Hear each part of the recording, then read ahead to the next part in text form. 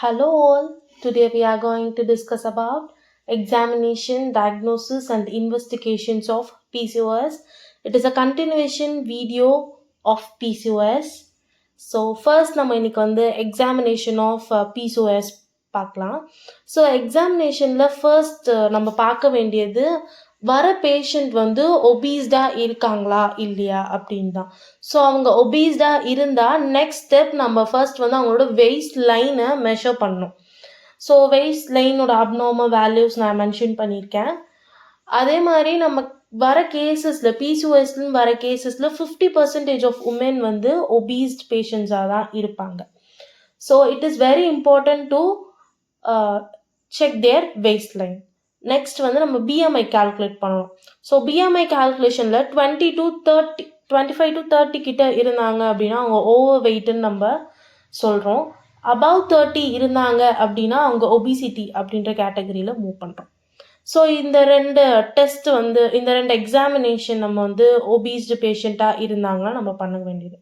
Next examination நம்ம என்ன பண்ணுறோம் அப்படின்னா தைராய்டு என்லார்ஜ்மெண்ட்ஸ் இருக்கான்னு பார்க்கணும். தைராய்டு கிளாண்டோட என்லார்ஜ்மெண்ட் இருக்கா அப்படின்னு நம்ம ஒரு எக்ஸாமின் பண்ணுறோம். நெக்ஸ்ட் வந்து இஸ்துமஸ் அண்ட் ஆக்னி.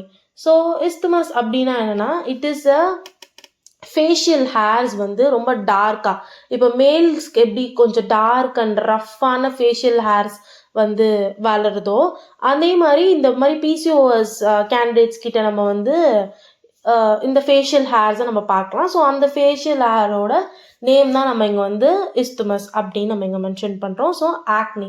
ஸோ இந்த இஸ்துமஸ் எதனால வருதுன்னா ஆஸ் யூஷுவல் டெஸ்டோஸ்டிரானோட லெவல் அதிகமாகிறதுனால வர சண்டன்ஸ் அண்ட் அப்நார்மல் ஹார்மோன்ஸ் அதிகமாக செக்ரேஷன்ஸ் நடக்கிறதுனால வர கண்டிஷன் தான் இந்த இஸ்துமஸ். அதே மாதிரி நம்ம வந்து இதெல்லாம் நம்ம இன்ஸ்பெக்ஷன்ஸில் முடிச்சிருப்போம். நெக்ஸ்ட் நம்ம பால்பேஷனுக்கு மூவ் ஆகுறப்போ பெல்விக் பால்பேட் பண்ணுறப்போ பெல்விக் ஃபைண்டிங் வந்து யூஸ்வலாக வந்து நமக்கு நார்மலாக தான் இருக்கும். ஸோ அதே மாதிரி not easy to examine or palpate ஓவரீஸோட என்லார்ஜ்மெண்ட்டு பால்பேட் பண்ணுறது வந்து எக்ஸாமினேஷனில் கஷ்டம். நம்ம அதுக்கு வந்து இன்வெஸ்டிகேஷன்ஸ் போய் யூஎஸ்டி அப்டமன் எடுத்து பார்த்தோன்னா நமக்கு அந்த ஓவரீஸோட என்லார்ஜ்மெண்ட்ஸ் தெரியும். ஸோ எக்ஸாமினேஷனில் நம்மளால் ஃபைண்ட் பண்ண முடியாது ஓவரீஸோட என்லார்ஜ்மெண்ட்டை.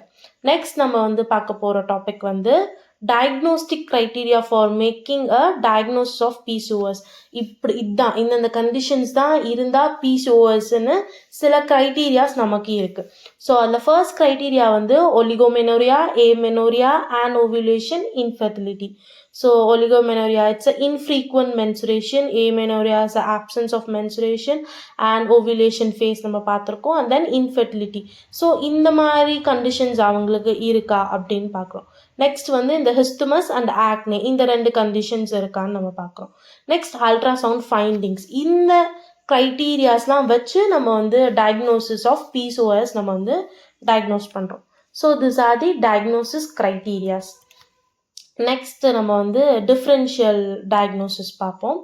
ஸோ டிஃப்ரென்ஷியல் டயக்னோசிஸில் ஃபர்ஸ்ட் நம்ம வந்து பார்க்க போகிறது வந்து ஆல்தோ டிஃப்ரென்ஷியல் டயக்னோசிஸ்க்கு நம்ம ஈஸியாக கண்டுபிடிச்சிடலாம். பிசிஓஎஸ் அப்படின்னா ஈஸியாக கண்டுபிடிச்சிடலாம் இந்த க்ரைட்டீரியாஸ்லாம் வச்சு. பட் இருந்தாலும் in some conditions we should know about a differential diagnosis. So differential diagnosisல என்னென்ன வருதுன்னா congenital or adult adrenal hyperplasia.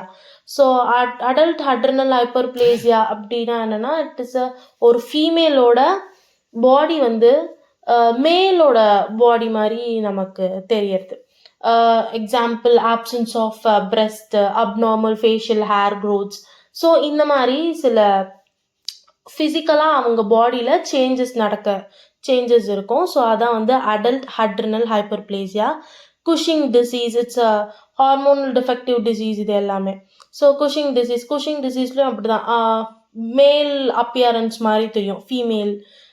Next ovarian tumours.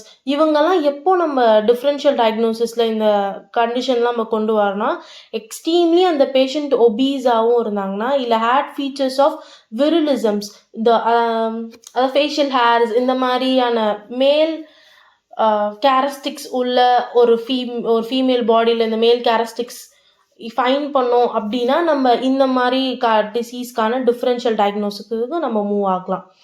So and then நம்ம பார்க்க வேண்டியது வந்து தைராய்டு ஃபங்க்ஷன் டெஸ்ட் நம்ம பார்க்கணும் கண்டிப்பாக. So this are the differential diagnosis when the case of PCOS நீங்கள் அசியூம் பண்ணாலும் இந்த கண்டிஷன்ஸும் இருக்கலாம் அப்படின்னு நம்ம கிளினிக்கல் எக்ஸாமினேஷனில் கிளியராக இருக்கணும். Okay, we are going to see about investigations. So investigationல first நம்ம பார்க்க போகிறது ultrasound. ஸோ யூஎஸ்டி அப்டமனில் நம்ம என்னென்னலாம் ஃபைண்ட் அவுட் பண்ணால் பிசிஓஎஸ்ன்னு கன்ஃபார்ம் பண்ணலான்னு பார்த்தீங்கன்னா இட் கன்ஃபார்ம்ஸ் என்லார்ஜ் ஓவரீஸை நம்ம யூஎஸ்டி அப்டமன் வச்சு கன்ஃபார்ம் பண்ணலாம். அதே சைஸ் அண்ட் இன்க்ரீஸ்டு ஸ்டோமாஸை நம்ம யூஎஸ்டி அப்டமனில் பார்க்கலாம். ஒவேரியன் வால்யூம் வந்து மோர் தென் 10 mmக்கு மேலே வளர்ந்துறத நம்ம யூஎஸ்டி அப்டமனில் பார்க்கலாம். It shows 12 or more follicles, சின்ன சின்ன ஸ்மாலிக்யூல்ஸ் வந்து 2 to 9 mm சைஸில் நம்ம ஒவேரிஸில் ப்ரெசென்ட்டாக இருக்கிறத பார்க்கலாம். ஸோ ஒவேரியன் டியூமர்னு நம்ம டிஃபரன்ஷியல் டயக்னோசிஸில் ரூல்ட் அவுட் பண்ணியிருக்கோம் அப்படின்னா யூஎஸ்டி அப்டமன் இன்வெஸ்டிகேஷன் வச்சு நம்ம கன்ஃபார்ம் பண்ணலாம். It might be the ovarian டியூமர்ஸாக இருக்கலாமா இல்லையா அப்படின்னு சொல்லிட்டு இந்த இன்வெஸ்டிகேஷன் வச்சு கன்ஃபார்ம் பண்ணலாம். நெக்ஸ்ட் பாயிண்ட்னு பார்த்தீங்கன்னா எண்டோமெட்ரியல் ஹைப்பர்பிளேசியா. ஸோ எண்டோமெட்ரியம்ன்றது யூட்ரஸில் ப்ரெசென்ட் ஆயிருக்க ஒரு லேயர். ஸோ அந்த லேயர் ஹைப்பர்பிளேசியாவாக இருந்துச்சு அப்படின்னா நம்ம யூஎஸ்ஜி அப்டமனில் ஃபைண்ட் அவுட் பண்ணலாம். ஸோ இதே மாதிரி விஷயங்கள்லாம் நம்ம வந்து யூஎஸ்ஜி அப்டமனில் நம்ம பார்க்கலாம். நெக்ஸ்ட் பார்த்தீங்கன்னா hormonal study. So hormonal study அப்படின்றது நம்ம இப்போ ரொட்டீனில் நம்ம பர்ஃபார்ம் பண்ணுற மெத்தட் கிடையாது இந்த hormonal study. But specific hormonal studies வந்து எடுத்து பண்ணியிருக்காங்க. இப்போ அந்த கேண்டிடேட் அந்த வர உமனுக்கு இந்த ஹார்மோனல் ஸ்டடி ரெக்வயர்டாக இருக்கக்கூடிய பட்சத்தில் நம்ம ஹார்மோனல் ஸ்டடி பண்ணுறோம். பட் எல்லா ஹார்மோனல் ஸ்டடீஸும் நம்ம பண்ணுறோமா அப்படின்னு கேட்டால் கிடையாது.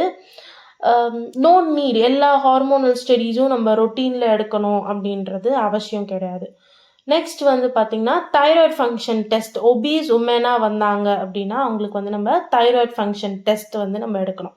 ஸோ நெக்ஸ்ட் வந்து லேப்ரோஸ்கோப்பி.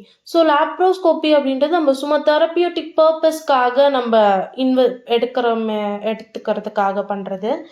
மோஸ்ட்டாக வந்து நம்ம அல்ட்ராசவுண்ட்லேயே வந்து நம்ம கன்ஃபார்ம் பண்ணிடலாம் பிசிஓஎஸா இல்லையா அப்படின்னு சொல்லிட்டு. ஸோ லேப்ரோஸ்கோப்பின்றது இஸ் ஃபார் தெரப்பியூட்டிக் பர்பஸ். லேப்ரோஸ்கோப்பியில் என்ன நம்ம ரிவீல் பண்ணலான்னா அந்த பைலேட்ரல் ஒவேரியன் சிஸ்ட் வந்து என்லார்ஜ்டாக இருக்கா அப்படின்ற விஷயத்தை நம்ம வந்து லேப்ரோஸ்கோப்பியில் பார்க்கலாம்.